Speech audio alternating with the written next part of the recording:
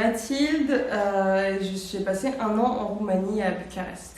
Alors quel était ton niveau d'anglais avant de partir et le niveau aussi de la langue qui est parlée en Roumanie? Du coup, je suis bilingue en anglais et en roumain. En fait, avant, on fait un petit test de langue avant de partir qui est obligatoire pour avoir les bourses Erasmus. On m'a dit que j'étais A2, j'y crois pas trop. Je pense que juste j'avais des bases de, j'allais dire bonjour, au revoir et commander au restaurant. Et en quelle langue étaient prodigués les cours?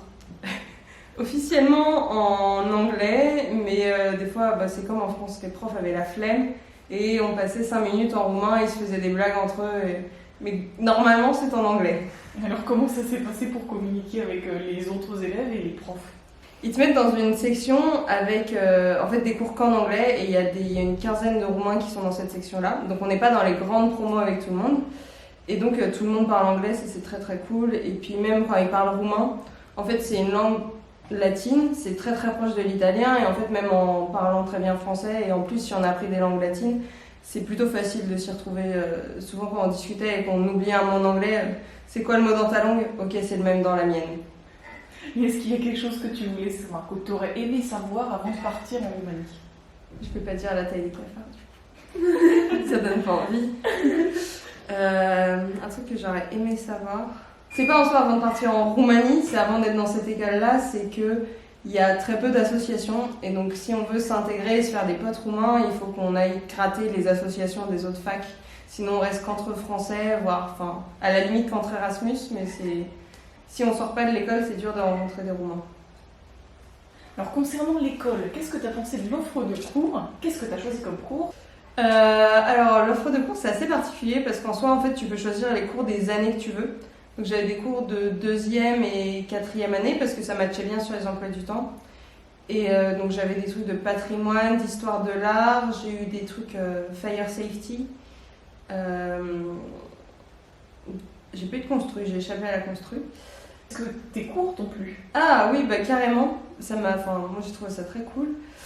Et le truc c'est que en fait en master du coup ils voient un peu ce qui n'est pas roumain. Et donc comme c'est pas licence master mais à ce niveau-là ils voient ce qui n'est pas roumain. On m'a beaucoup parlé de la France. Donc j'avais un peu l'impression de refaire mes cours de L1 à certains moments, mais du coup ce qui fait que c'était hyper facile et l'assiduité en cours elle était relative. Et est-ce que, en règle générale, est-ce que l'école est plus orientée vers la technique, l'urbanisme, le patrimoine? En fait, le truc, c'est que l'école, elle est architecture et urbanisme. Donc, c'est deux filières distinctes qui se mélangent pas. Donc, il faut savoir qu'en fait, il y a des gens, ils sont arrivés, ils ont voulu prendre des cours des autres filières, ils n'ont pas eu le droit. Mais ça reste très urbanisme. Il faut savoir que du coup, la Roumanie a quelques années de retard au niveau des mentalités. Donc, on parle pas trop d'écologie. Le patrimoine, c'est inexistant. En fait, on a regardé les budgets pour le dernier projet de P4.5 et en fait, en Roumanie, il y a très peu de budget qui est alloué. Ils financent, je crois, une quarantaine de projets à hauteur de 0 €. Mais ils disent qu'ils les financent. Donc, c'est pas très patrimoine. C'est un peu comme nous aussi. C'est un peu divers, mais... Et qu'est-ce que tu as pensé de la pédagogie de l'école? Moi, j'ai pas eu de chance. Je suis tombée sur un prof où ça a pas matché. Donc voilà. Après, les cours magistraux étaient plus que corrects. Ça, c'était très cool. Et au niveau du projet, c'est un peu comme ici, sauf qu'on voit le prof 2 fois par semaine. Ce qui fait que c'est pas facile de s'adapter. En fait, ici, on a l'habitude de rendre un projet par semaine. De faire complètement son projet pour le présenter toutes les semaines. Sauf que quand tu vois ton prof 2 fois par semaine, c'est pas possible. Et donc, en fait, rechoper un rythme différent, c'était ça qui était un peu dur. Mais sinon, au niveau pédagogie, juste à part que c'est des vieilles mentalités. Ils ont un peu la culture de la charrette. En tant qu'Erasmus, on le subit pas, mais on le voit quand les autres nous le racontent. Et est-ce qu'à côté des cours, il y avait des options ou des associations? On devait avoir la possibilité de prendre des cours de langue, sauf que comme on n'était pas assez, ils n'ont jamais pris de prof. Il y a des cours optionnels, mais en fait en soi tous les cours sont optionnels quand tu es en Erasmus et puis il n'y a pas d'association. Et qu'est-ce que tu as pensé de l'accueil des élèves, des professeurs et de l'administration? Donc le premier jour, tu es invité par le bureau international à rencontrer et à voir ton parrain dans l'école. Bon, le petit truc, c'est que t'es pas forcément avec un parrain de ton niveau et tout, donc tu le vois pas forcément. Mais donc ça, c'était première journée très accueillante. Voilà, les profs toujours très contents d'avoir des étudiants étrangers, etc. Et pareil, l'administration, ça allait. Juste, voilà, c'est un peu comme nous, hein, c'est l'administration, mais... D'accord. Alors concernant la ville, qu'est-ce que tu as pensé de la ville? Est-ce que tu l'as appréciée? Pourquoi? Et est-ce qu'il y a des choses à voir? La ville, elle est incroyable. Déjà, elle est hyper grande. Et il y a un truc en Roumanie qui est hyper cool, c'est que niveau transport en commun, ils sont au top. Et en fait, c'est hyper simple de te balader et tout. Et il faut voir les parcs parce qu'ils sont magnifiques.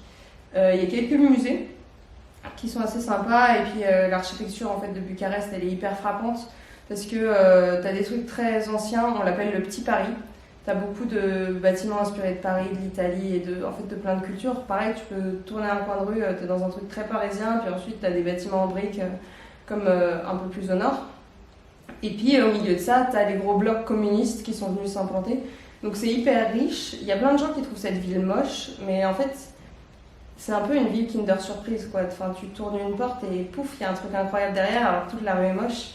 Et le truc qu'il y ait plein de bâtiments en train de s'écrouler et pas très joli, en fait, ça rend ce qui est beau encore plus beau.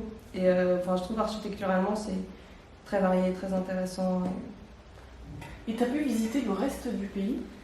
Ouais. En fait, il faut savoir qu'en Roumanie, quand tu es étudiant, maintenant, tu as moins 90% sur les billets de train. Et ce qui fait que moi, j'avais déjà que moins 50%, et pour 20 €, tu traverses le pays. Et donc ça, j'ai pu aller un peu au nord. C'est hyper facile de louer une voiture pour faire la Transfăcărașan. En gros, c'est une des plus belles routes d'Europe, apparemment, et c'est hyper cool. Et à l'ouest, tu as Timișoara, qui est capitale européenne de la culture de l'an dernier. Et puis à l'est, tu as tout ce qui va être un peu plus slave, tu as la Moldavie roumaine, du coup qui tient un peu de la Moldavie, de l'Ukraine, de la Russie, etc. Donc c'est très très varié, il y a des montagnes, il y a de la mer. Je suis partie en week-end au ski pour 100 €, genre tout compris, transport, hébergement, location. Et c'est pas cher, ce qui te permet de faire un peu tout ce que tu veux là-bas. C'est cool. Est-ce que tu as un mot à dire sur la culture roumaine? Ils sont un peu en retard sur plein de points, mais sur d'autres, en fait c'est un peu moitié-moitié, t'as pas d'entre-deux. T'as des gens très ouverts d'esprit et très dans l'actualité, et d'autres qui sont restés un peu longtemps en arrière. Mais sinon, ils sont globalement très très accueillants. C'est marrant parce qu'on dit ouais, les Roumains c'est des voleurs, nanana. Mon sac il est 1000 fois plus en sécurité à côté de moi dans le métro roumain que dans le métro parisien. Et non, les gens sont plutôt accueillants. Dans les campagnes, ils parlent pas du tout anglais, donc c'est compliqué, mais sinon c'est cool. Et la nourriture, quoi, incroyable. Bon, faut aimer la viande, mais c'est incroyable. Alors, question pratique, est-ce que tu as eu des difficultés pour te loger? Non, en vrai ça va. Donc il y a plein de groupes Facebook d'Erasmus, de VIE, etc. D'expat en Roumanie. Donc il y a toujours, moi je lâche un appart, nanana, je cherche un coloc, etc. Un peu comme à l'école. Et donc j'ai commencé dans un Airbnb avec une fille que j'avais rencontrée sur Facebook. Et le deuxième semestre, je m'étais fait un bon pote. Et de la place se libérait chez lui. Donc en fait, j'ai fini par habiter chez lui. Et donc c'était hyper facile. Donc finalement, est-ce que tu as aimé ton séjour? Et est-ce que tu as un beau souvenir que tu peux nous citer? Moi j'ai passé une très belle année. Franchement, c'est incroyable et ça me manque. C'est terrible. Genre ça m'a tellement manqué que je suis partie de là-bas en juin. En novembre, j'étais déjà de retour. Et un bon souvenir, j'en cherche qu'un truc pas des cafards. Non, franchement, un lieu qui t'a marqué. Un lieu. Après, le truc, c'est que moi je suis très fan d'Urbex et c'est le pays de rêve pour l'Urbex parce que c'est très très cool, il y a plein de trucs à faire. Et mais c'est ça en fait, tout est une surprise. Tu passes une porte et t'as un truc que tu pensais jamais que ce serait même dans ce pays, tu vois, et c'est juste. Mais non, je cherche. J'ai tellement de bons souvenirs, c'est ça le truc. Et puis j'ai fait partie d'une chorale là-bas et je dirais que c'est peut-être mon meilleur choix. Que du coup, je me suis un peu sortie de l'école. En fait, ils sont très compétitifs entre eux parce qu'eux, ils payent très cher l'école et les meilleurs ne la payent pas. Donc en fait, ils sont pas très très avenants et. Voilà, moi je suis tombée sur une mauvaise promo, je sais que les gars qui sont partis avant moi, ils étaient avec des gars plus cool. Et du coup, je me suis sortie de là en allant voir la chorale de l'université et c'est là que je me suis fait plein de potes. Enfin, c'était cool. Et est-ce que t'as apporté ton Erasmus, aussi bien sur le plan personnel que architectural, et est-ce que ta vision de l'architecture en a été changée? Sur le plan personnel, je dirais que, mais je pense que c'est pour tous les Erasmus en général, on en revient beaucoup plus mature. En fait, on rencontre tellement de gens différents qu'on a forcément une ouverture d'esprit vachement plus grande et on réfléchit plus à plein de sujets. On a des discussions qu'on n'aurait jamais eues en France entre Français, etc. Et au niveau de l'architecture, je pense que j'ai acquis aussi, en fait, même chose que sur le plan personnel, on acquiert une sorte de tolérance. En Roumanie, budgétairement, ils n'ont pas les mêmes moyens qu'ici. Il y a beaucoup de trucs de on fait comme on peut. Et il y a une beauté dans ce truc-là que j'étais un peu blasée avant de ok, pourquoi pas.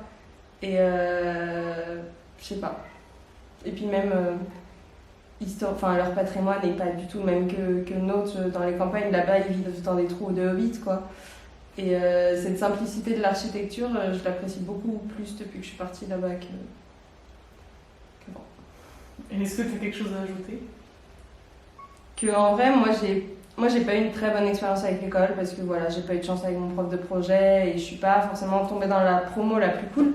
Mais en soi, c'était une expérience de dingue et je le referais 1000 fois si c'était à refaire. Et franchement, non, c'était fou. Et même, c'est pas que je réalise pas, mais c'est bizarre de se dire putain, j'ai vécu 1 an là-bas et ça arrivera plus jamais. Mais c'était vraiment.